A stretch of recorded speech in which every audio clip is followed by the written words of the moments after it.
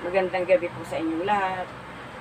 Kaya ako nag-video ngayong gabing ito kasi ipaalala ko po sa inyo na kayong mga senior na kagaya ko na hindi pa nagpa-injection ng ng pneumonia at saka flu, magpa-inject na po kayo kasi sa akin nung pa ito mag-expired na yung yung pneumonia by 19 sa September pa 2024.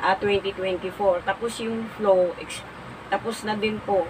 Hindi pa ako nagpa-injection, kaya ito ngayon, may sipon ako, may ubo, tapos may trangkaso. Kasi yung flow para sa trangkaso ng mga trangkaso natin, ang sakit-sakit pa naman, lalo na pag lalo na pag gabi, masakit. After that, naalala ko nung January 7, nung pumunta kami sa birthday ng hipag ko. Uminom pa ako ng pero nag-umpisa na ito nung 6. Uminom pa ako ng malamig, tapos yung mga panghimagas. Then, umuwi kami, hindi ko pinansin yun. Kinaumagahan, ayan, nilagnat na ako, inubo. Kaya ang hirap. Kayong mga senior, baka hindi pa kayo nagpa-injection ng pneumonia, tsaka flu, magpa-inject na po kayo. Lalo na ngayon na, iba na ang panahon ngayon. Malamig na, mainit. Ganyan po ang nararamdaman natin.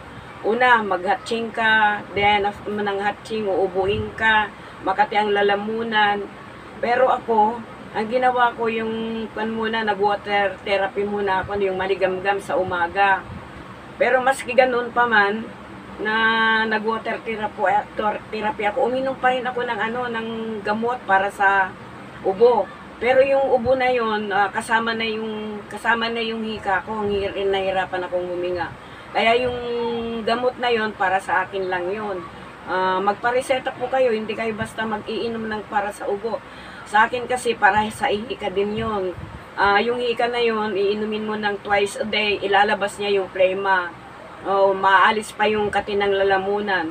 Then yung trangkaso, pwede na yung pain reliever, pwede na yung biogesic. Huwag mo kayong iinom ng ng antibiotic. Pag walang reseta ng doktor, mahirap po yung iinom kayo ng antibiotic na walang reseta ng doktor. Tapos mag-ascorbic acid kayo. 'Yon ang may mas importante din yung vitamin C. Ang iniinom ko kasi ngayon yung B-complex tsaka ascorbic acid. Naubos na ngayon. Ngayon bibili ako bukas. Sa ubo ko naman, isa na lang, bibili ulit ako bukas para gumaling ako. Kaya kayo, mga senior na kagaya ko, magpa-inject na kayo. Ako yung flu, pupunta ako sa pampublikong ospital bukas, Lunes, para mapa-inject. Pero alam ko hindi ako i-injectan, bakit kaya nyo? May sipon ako Hindi pwede yun. Hindi pwedeng injeksyonan ang may flu, ang may pneumonia at saka may sipon, lalo na pag high blood. Tatanungin kayo ng doktor yan kung may sipon ka, may high blood ka, ganun yan, may ubo, hindi pwedeng basta i-injeksyonan ka. Kaya kayo na mga senior na kagaya ko, magpa-inject na po kayo para hindi ho kayo dapuan ng pneumonia at saka flu. Yan lang po ang payo ko sa inyo. Ang hirap po, kagaya ngayon, medyo magaling-galing na po ako kasi sa iniinom kong sa gamot na pang-asma. Alam niyo, yung iniinom ko, hindi lang sa asma yun, pwede din po yun sa ubo. Ilalabas po niya yung plema.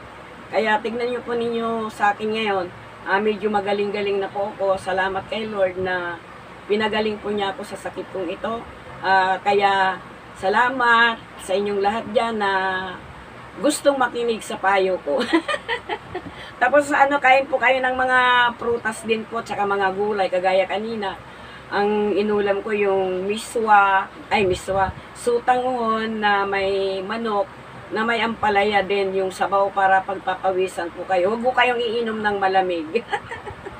Salamat po. Please subscribe, likes, and comment. And share. Thank you. Thank you so much. Ingat po tayong lahat. Hindi lang yung mga bata din, ingat-ingat po kayo kasi iba-iba na ang panahon. At saka wag po kayong iinom ng masyadong malamig sa panahon na to. Ganun ang gagawin nyo. Ha? Huwag kayong iinom ng malamig, bali yung yung tap water lang, ganun sa panahon na to. Kaya maraming salamat po. Sana ma-enjoy po ninyo yung kwento ko sa inyo.